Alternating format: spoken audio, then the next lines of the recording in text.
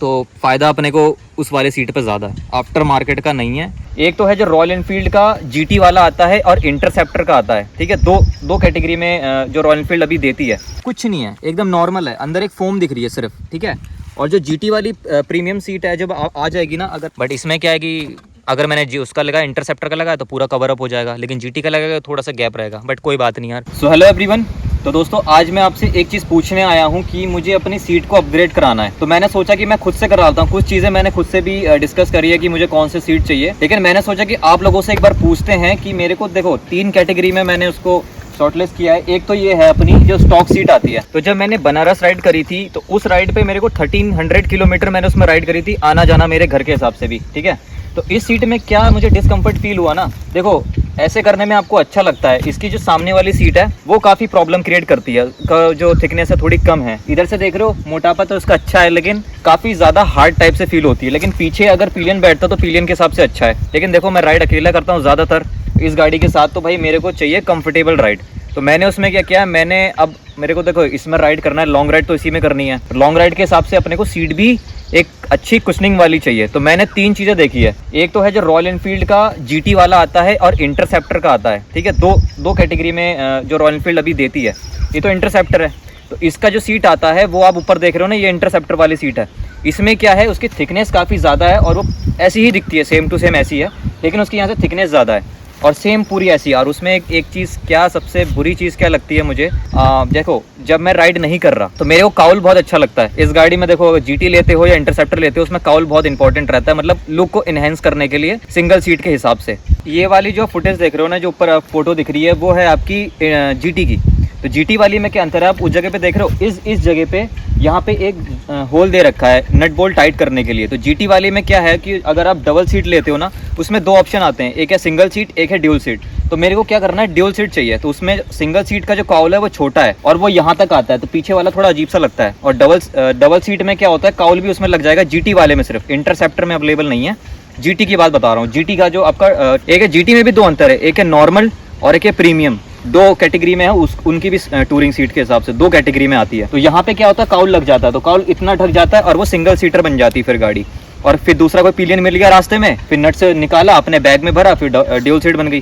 तो उसमें क्या है कि 2 काम मेरे निकल जा रहे हैं। मुझे सीट को छोटा करने की भी जरूरत नहीं पड़ रही है, दोनों चीजें, काउल भी लग जा रहा है और डबल सीट भी हो जा रही है, पिलियन भी बैठ जा रहा है, और जब मैं अकेले राइड कर रहा हूँ तो काउल भी लग जा रहा है। तो भाई मेरे को GT की तरफ भी थोड़ा सा, GT जो टूरिंग सीट आती है उसकी प्रीमियम वाली, प्रीमियम का क्या मेन अंतर है, ध्यान से आप फुटेज देखो। एक है जो नॉर्मल वाली, उसमें आपको थ्रेडिंग नहीं दिखेगी, वाइट कलर की दिखेगी। और प्रीमियम वाले में क्या है, उसका कुशनिंग देखो आप, थोड़ा वाटर रेजिस्टेंट तो कहेंगे, लेकिन वाटर प्रूफ भी है। वो जो थ्रेडिंग कर रखी है उन्हें रेड कलर की, वो साइड पे है। उसमें क्या है कि पानी अंदर नहीं जाता है। लेकिन इसमें ड्रॉबैक क्या है इस वाली का, GT वाली टूरिंग सीट में, कि अगर मतलब थोड़ी सी बारिश हुई तो उसमें कुछ मिनटों के लिए ड्रॉप आउट रहता है उसमें, ठीक है। अगर आप बैठोगे तो गीला हो जाएगा, तो ये थोड़ा सा डिस्कम्फर्ट है। देखो हर चीज़ तो आपके हिसाब से मिलेगी नहीं, कि थोड़ा उसमें भी आपको थोड़ा सा कन्विंस करना पड़ेगा खुद से कि कुछ चीज़ें अच्छी होती है, कुछ चीज़ें नहीं होती, ठीक है। तो वही चीज़ें थी, GT वाले की तरफ मैं जा रहा हूँ। देखो 3 ऑप्शन मैंने आपको दिए। एक है इंटरसेप्टर की सीट, मुझे क्यों नहीं पसंद आ रही है, उसमें काउल नहीं लग पाएगा और वो सेम प्राइस की पड़ रही है। इंटरसेप्टर की थोड़ी महंगी पड़ रही है GT के हिसाब से, GT की सस्ती भी है थोड़ी सी, ज्यादा नहीं, अंतर उतना नहीं है। और GT वाले के टूरिंग सीट में क्या अच्छी बात है, काउल लग जाएगा, दूसरा यहाँ से थिकनेस भी कम है और उसकी कुशनिंग भी अच्छी है। कुशनिंग तो दोनों की अच्छी है, लेकिन क्या है कि उसकी थिकनेस कम है। तो मेरे हाइट के हिसाब से 5'4" के हिसाब से थोड़ा सा और डाउन हो जाऊंगा मैं, तो वो भी अच्छा रहेगा, ठीक है। और उसमें काउल भी लग जाएगा। और तीसरा अपने को कैटेगरी में हमने फाइनल किया है कि मैं आफ्टर मार्केट कहीं जाऊँ और वहाँ से चीज़ें बनाऊँ। लेकिन आफ्टर मार्केट में सबसे बड़ी प्रॉब्लम क्या है भाई, ये मैं आपको बताता हूँ। तो उसमें क्या प्रॉब्लम है, मैंने जो औरों की इंटरसेप्टर चलाई थी ना, उन लोगों ने भी बाहर से ही काम करवाया था उसमें सीट के हिसाब से। लेकिन उन लोगों ने क्या कहा था कि अगर हम 50 to 60 किलोमीटर गाड़ी चला लेते हैं ना, उसमें कंफर्ट बहुत अच्छा है, एकदम सोफे वाली सीट है। लेकिन उसमें क्या होता है, आप इसका फ्रेम देख रहे हो, स्ट्रेट फ्रेम है, नीचे की तरफ ऐसे करके नहीं जा रहा, जैसे हंटर में जाता है, इसमें स्ट्रेट है। तो इसमें क्या है कि हार्ड में क्या प्रॉब्लम होती है, हार्ड में क्या अच्छी चीज़ रहती है कि आप लंबा चलाते हो ना, तो नीचे तक दबता नहीं है, यहाँ तक आता नहीं है। और जो एक्स्ट्रा सॉफ्ट है वो पूरा नीचे तक दब जाएगा, कुछ किलोमीटर के बाद हमारे वेट से वो नीचे हो जाएगा, और फिर उसके बाद हमारे बैक में जो प्रॉब्लम होगी वो लगेगा ये रॉड, ठीक है, झटके में रॉड बहुत ज़्यादा लगेगा। फिर हमको उसमें क्या करना पड़ेगा, बीच बीच में 15 मिनट के लिए गाड़ी रोकनी पड़ेगी, फिर वो कुशनिंग अपनी जगह पे धीरे धीरे आएगी। तो भाई 15 मिनट अगर मैं रुक ही रहा हूँ तो इससे अच्छा अपनी स्टॉक सीट के साथ ही 15 मिनट रुक जाता हूँ, है ना, तो अपने आप को थोड़ा अच्छा लगेगा, उसके बाद चला लेंगे गाड़ी, इसमें तो उतनी भी दिक्कत नहीं है। तो इसलिए आफ्टर मार्केट चीज़ों को मैंने थोड़ा सा साइड किया है। लेकिन हाँ, वहाँ पे एक और अच्छी चीज़ भी है कि आप अपने हिसाब से कस्टम भी करा सकते हो, ठीक है।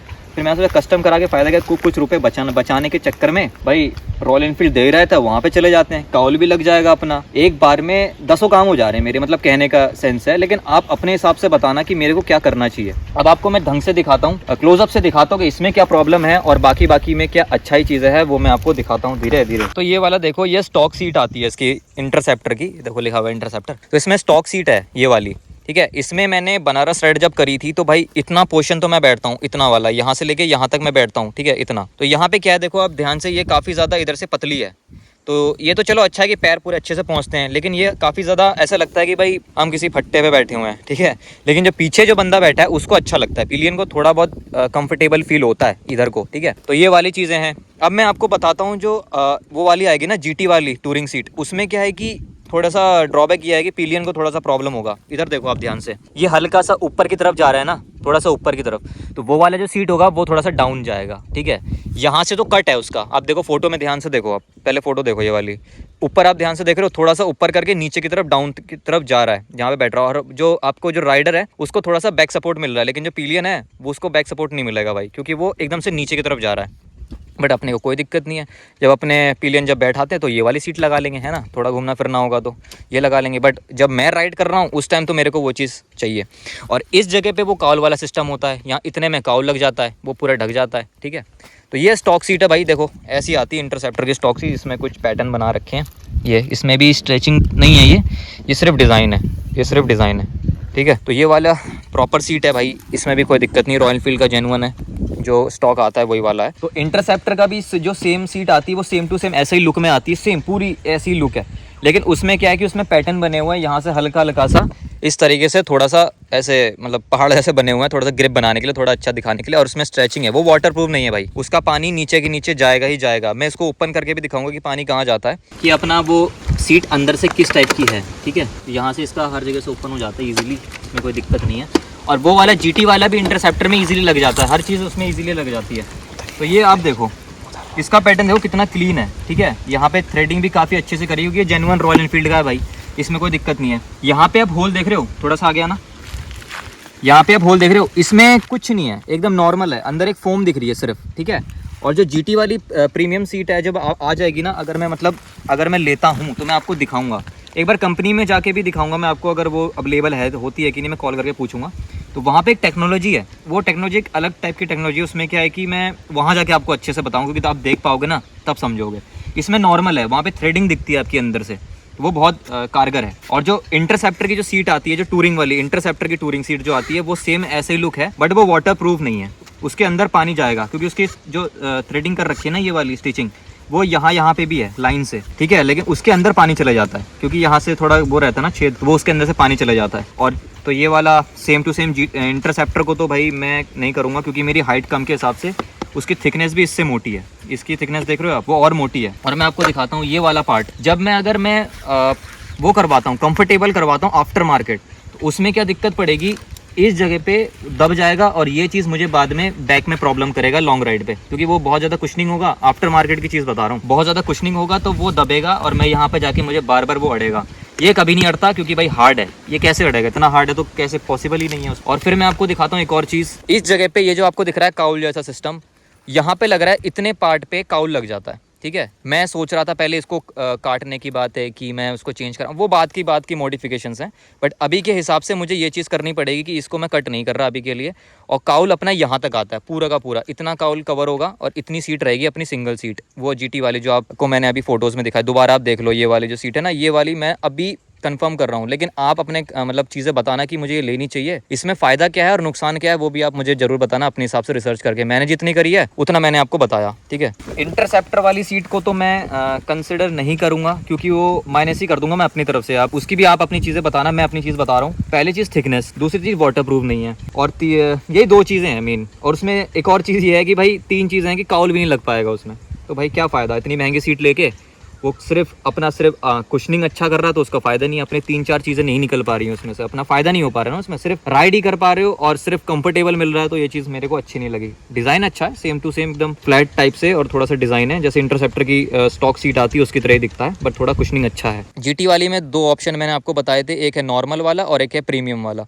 तो प्रीमियम वाला ज़्यादा अंतर नहीं है पैसों में, तो मैं सोच रहा हूँ कि प्रीमियम की तरफ जाएँ, बट आप भी बताना कि फ़ायदा है या नहीं है, ठीक है, आप बताना ज़रूर। तो ये आप ध्यान से देखो, ये वाला जो फोटोज़ में आपको दिख रहा है ना, ये ऊपर वाला इंटरसेप्टर का है और नीचे वाला आपको GT वाला है। तो देखो GT वाले को जो नीचे है ना, उसका जो फैब्रिक है वो थोड़ा अलग है, उसमें पानी वो सोख लेता है, तो जब बारिश होगी तो अपने को थोड़ी प्रॉब्लम पड़ेगी। यही एक सबसे बड़ी मेरे को प्रॉब्लम नज़र आ रही है इस वाले मतलब सीट पे, ये वाली सीट पे, GT की ये वाली सीट पे। लेकिन अपने आप को फ़ायदा ये है कि बारिश तो चलो हमेशा रहती नहीं है और राइड भी बहुत ही कम करते हैं बारिश में, तो फ़ायदा अपने को उस वाले सीट पे ज़्यादा है। आफ्टर मार्केट का नहीं है, इंटरसेप्टर का भी नहीं है, बट GT की टूरिंग सीट में है। लेकिन GT की टूरिंग सीट में एक और लफड़ा ये है भाई कि ये देखो, इसका जो टैंक का साइज़ है ना, ये टैंक का साइड थोड़ा सा ऐसे आ रहा है, थोड़ा लंबा जा रहा है, यहीं पे कट, मतलब यहाँ इस वाले पार्ट्स। और GT वाला क्या होता है कि GT वाला बहुत ज़्यादा यहीं से कट जाता है, इसमें थोड़ी सी गैपिंग बनेगी। ये वाला पार्ट दिख रहा है आपको, ये वाला, तो वो अगर मैं GT वाला लगाता हूँ तो ये वाला पार्ट थोड़ा सा गैपिंग में रहेगा यहाँ से। बट इसमें क्या है कि